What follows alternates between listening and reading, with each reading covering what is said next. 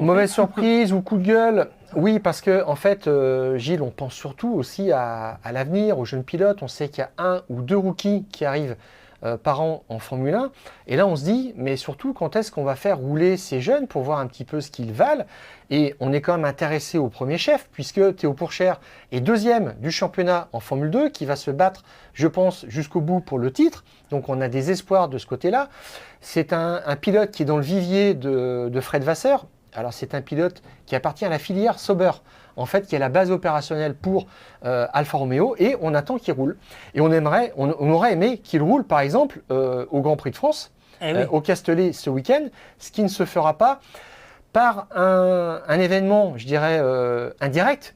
C'était la suppression du Grand Prix de Russie, qui n'a pas été remplacé au mois de septembre, ce qui fait que le Grand Prix de France a récupéré le programme de la F2 et Fred Vasseur ne veut pas faire rouler en fait son pilote en même temps en F1 et en F2. Et puis il y a plusieurs choses qui se greffent à ça et je dirais que dans toutes les équipes c'est un petit peu la même chose. On repousse l'échéance et on ne voit pas ces jeunes se mettre en valeur. Un Piastri qui ne roule toujours pas chez Alpine. Incroyable. On espérait que ce soit au Castellet, et là c'est pareil, ils viennent de dire non, ce sera après le break, donc c'est toujours après. Et puis Fred Vasseur, il cherche dans tous les sens des solutions, puisque quand tu as un week-end avec une course sprint, ça signifie qu'il n'y a qu'une séance d'essai libre pour préparer la qualif, donc no way pour prendre un jeune pilote, évidemment.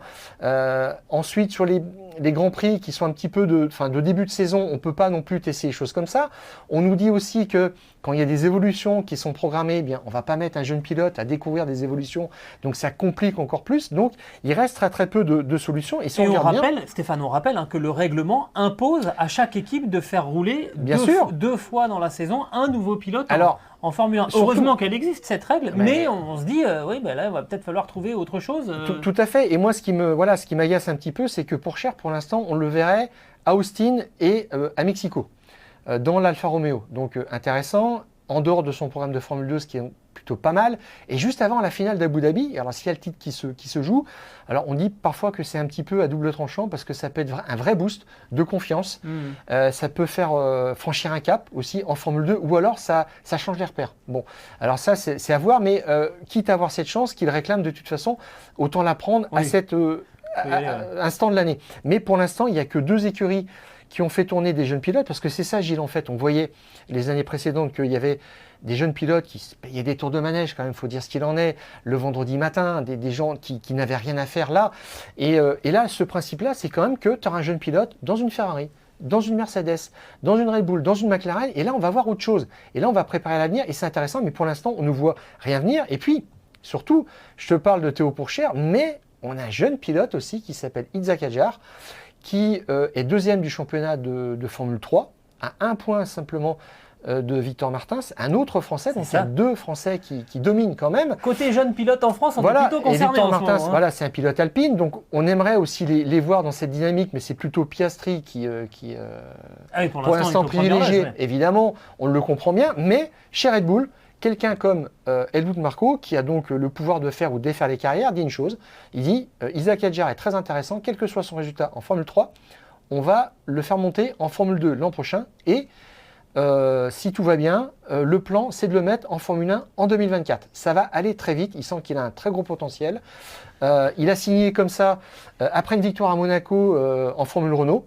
Il est arrivé avec un contrat direct, ça s'est fait très très vite parce qu'il a senti qu'il y avait quelque chose à faire avec ce jeune talentueux. Mais moi, je lui faire confiance là-dessus. Il a quand même un nez. Et j'attends de voir en fait qui sera même Gilles. Parlons-en clairement, dans la Red Bull pour le deuxième test jeune pilote, puisque c'était Juri Vips qui était dans la Red Bull, qui lui a dégagé pour les raisons que l'on sait, les tristes raisons que l'on sait, on ne va pas revenir là-dessus. Williams avait fait tourner De Vries aussi à Montmelo, mais ça, ce sont les deux seules équipes qui ont donné leur chance à des jeunes pilotes. Et écoute, avec Helmut Marko, ça va très vite. Il avait testé dans un environnement de Grand Prix Max Verstappen à 15 ans.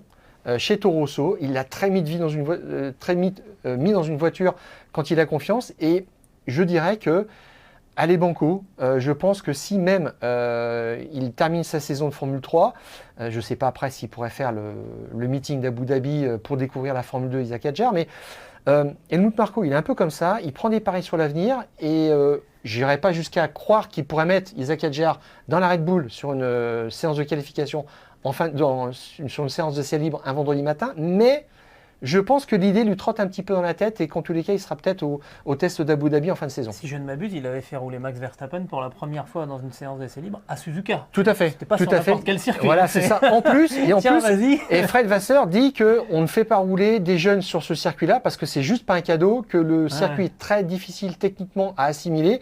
En tous les cas, Marko, il n'a pas hésité. Voilà. Donc, on sait qu'avec Isaac Hadjar, il n'hésitera pas. Mais on attend globalement en fait que ces équipes maintenant qui ont signé pour 2 tests de jeunes pilotes dès vendredi matin s'engagent maintenant plus concrètement et on a envie de voir ces jeunes pilotes. Ouais, exactement, parce qu'on veut voir la relève. On adore voir les anciens. On a beaucoup parlé de Fernando Alonso, de Sébastien Vettel aujourd'hui, mais voir des nouvelles têtes et en particulier des Français, ça nous intéresse. Voilà, c'était le coup de gueule aussi de Stéphane.